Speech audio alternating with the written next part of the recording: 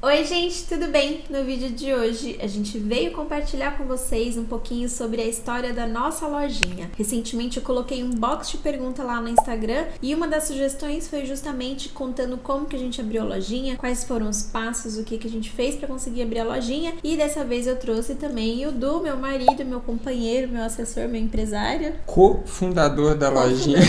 E a gente vai contar para vocês nesse vídeo então quais foram os passos.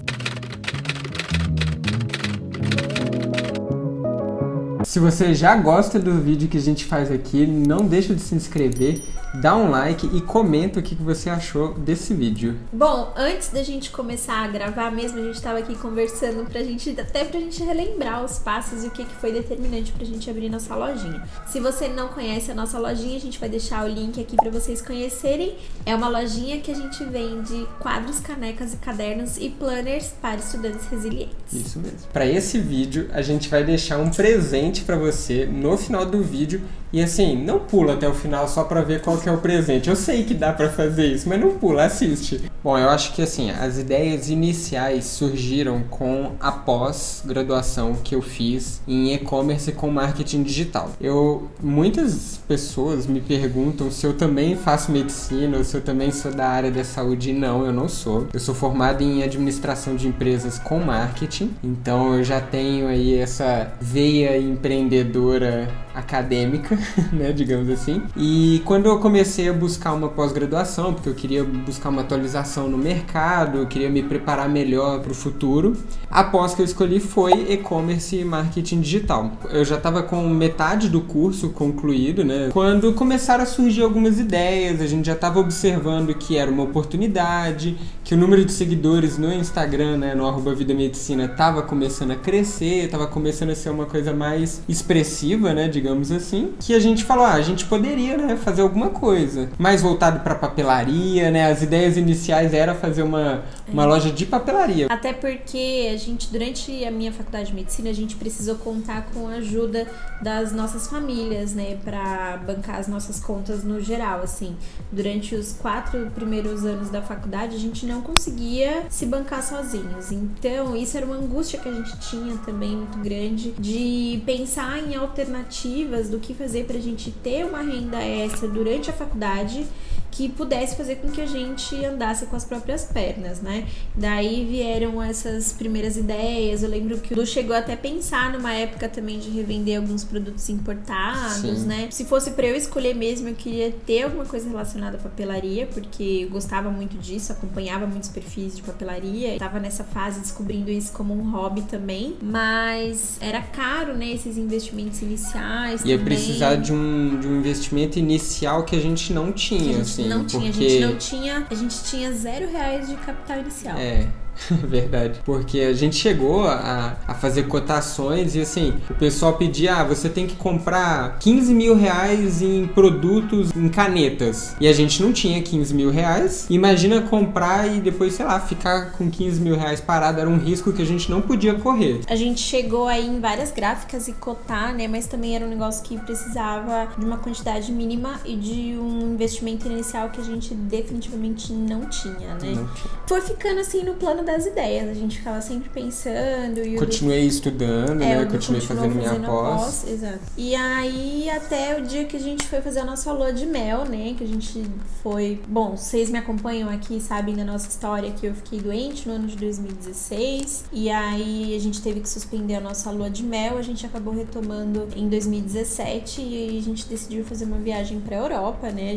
E quando a Thaís foi diagnosticada, a gente descobriu que por conta do diagnóstico de câncer, a gente tinha o direito de liberar o nosso fundo de garantia. Tanto o meu quanto o dele, né? A gente conseguiu sacar o FGTS. Isso é um direito que é assegurado, né? Inclusive, se você não sabe disso, é importante vocês saberem também. E aí a gente guardou esse dinheiro por um tempo, né? A gente falou assim, não, vamos guardar esse dinheiro. A gente não tinha ainda muitos planos para fazer. Quando um dia, assim, a gente começou a perceber que a gente estava gastando esse dinheiro sem perceber no quê. E pagando conta. Pagando conta. Faltou um pouquinho esse mês, faltou R$100 para pagar uma conta. A gente tem guardado lá o dinheiro do fundo de garantia. Até o dia que a gente deu um basta nisso e falou, vamos viajar.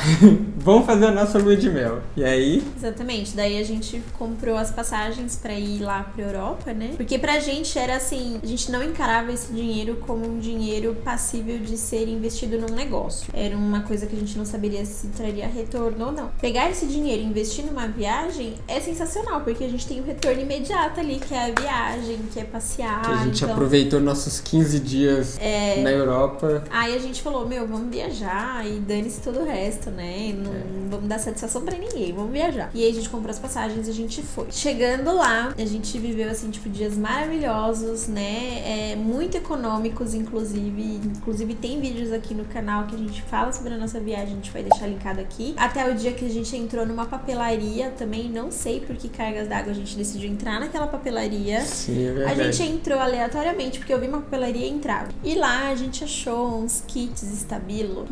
Era muito barato. Eram uns kits, acho que com 30 canetas, que custava tipo 7 euros. E a gente fez conversão e falou, tá muito mais barato que no Brasil. No Brasil tava custando tipo 100 e poucos reais naquela época, isso em 2017. E pra gente lá tava saindo 30 reais o kit com as 30, né? Acho que era 30, era um 30, kit, 40 reais, sei lá, era uma coisa assim. Era muita caneta e era muito barato. E aí eu falei, nossa, se a gente levasse isso pro Brasil, tipo, a gente ia vender muito, né?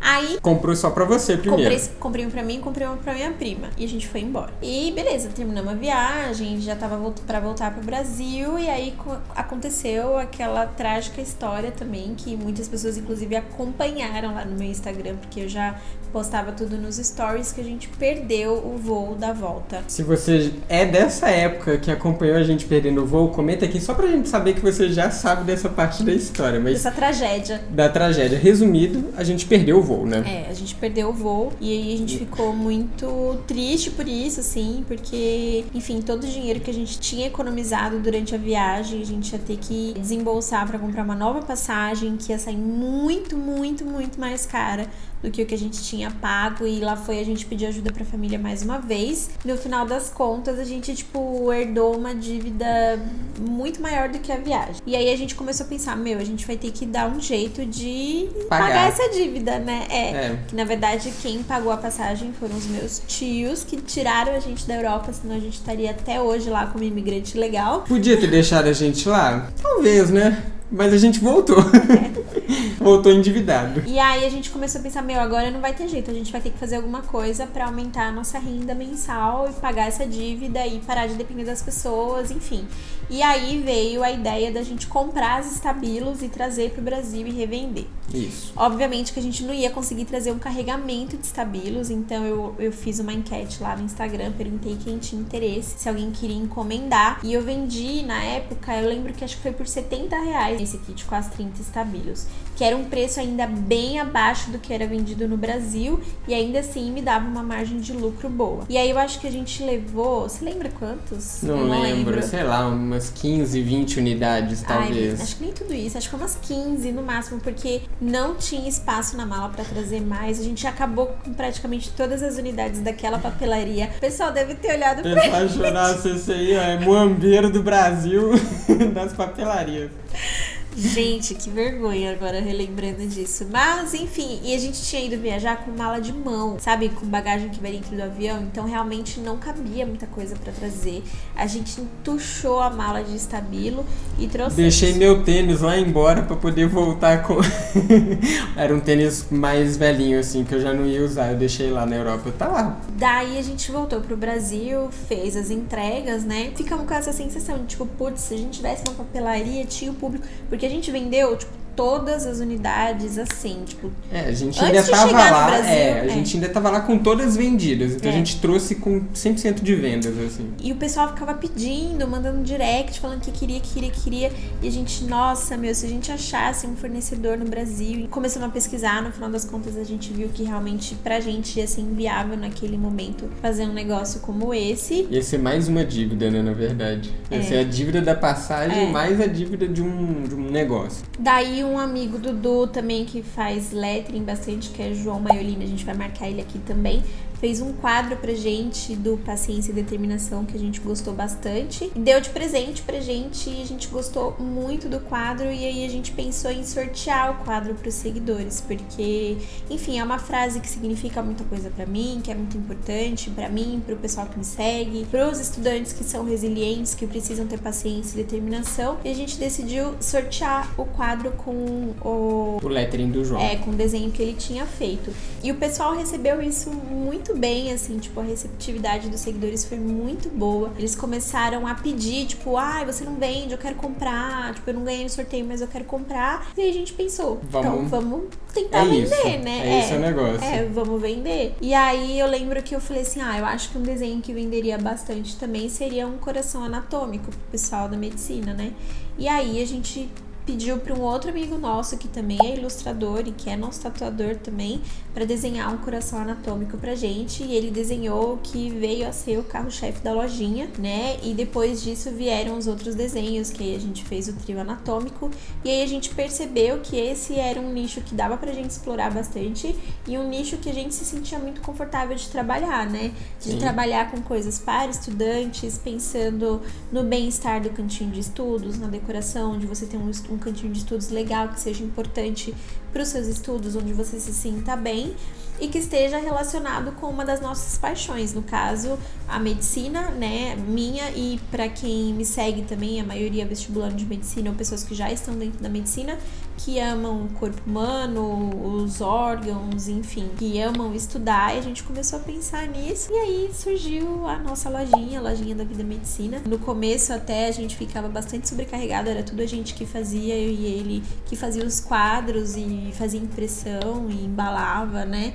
Até que começou a ocupar muito tempo e muito espaço, principalmente pra mim que tinha que estudar, que tinha que conciliar com os estudos, acabou ficando muito complicado. E eu também trabalhava em outra empresa na época, então a gente só tinha praticamente o final de semana pra fazer e embalar e deixar tudo pronto, pra durante a semana eu levar pra entrega, levar pros correios e fazer chegar, né, nos nossos clientes, assim. E também com o tempo foram surgindo outros produtos, né? Primeiro foram os quadros, depois a gente incluiu a caneca, depois a gente colocou os cadernos e por último o planner, assim, né, principalmente. E aí nesse meio tempo também a gente percebeu que a gente não ia dar conta, só nós dois juntos. Daí a gente acabou chamando a minha sogra pra trabalhar com a gente, que hoje em dia também é a principal executadora, assim, dos trabalhos manuais da lojinha, ela que faz os quadros, as canecas, que embala, né? O Du cuida da parte de fazer as entregas, de levar pro correio, de fazer toda a manutenção do site, de fazer a execução do comércio digital, né? Tipo, do e-commerce mesmo. E eu fico mais com a parte criativa, digamos assim, eu penso nos quadros, nas artes, nos produtos, faço as divulgações no Instagram, penso nos influenciadores, enfim, acaba que cada um foi se encontrando, assim, numa determinada atividade dentro da lojinha e a gente vai se complementando dessa forma. Hoje em dia a lojinha é a nossa principal fonte de renda aqui dentro de casa. O Du trabalha exclusivamente na lojinha, né? Ele não trabalha mais fora, então ele trabalha aqui dentro de casa. Ele, a minha sogra também. Se você assistiu esse vídeo até aqui, você tem um cupom com 15% de desconto que é Vim do YouTube. Eu vou deixar escrito aqui na tela só pra gente saber que você realmente assistiu e veio do YouTube. E olha que 15% é bastante coisa, hein? Dá pra fazer uma compra muito legal lá na nossa lojinha. Bom, então é isso. Espero que vocês tenham gostado. Acho que deu pra perceber que do meio da nossa tragédia lá da viagem, deu pra gente tirar uma solução que perdurou até hoje, né? E que é muito importante pra gente e para os nossos clientes também, que a gente tem muito carinho. A gente faz tudo com muito carinho e muito cuidado. Então eu espero que vocês tenham gostado. Se você ficou com alguma dúvida, quer perguntar alguma coisa sobre a lojinha, comenta aqui embaixo, que a gente pode gravar outros vídeos falando sobre isso também. Se tiver dúvidas, se quiser saber como que faz para abrir uma lojinha também, a gente ajuda vocês, tá bom? Comenta aqui embaixo, não esquece de clicar em gostei porque ajuda bastante, se inscreve no canal para não perder as notificações e a gente se vê no próximo vídeo ou lá no Instagram. Um beijo, tchau!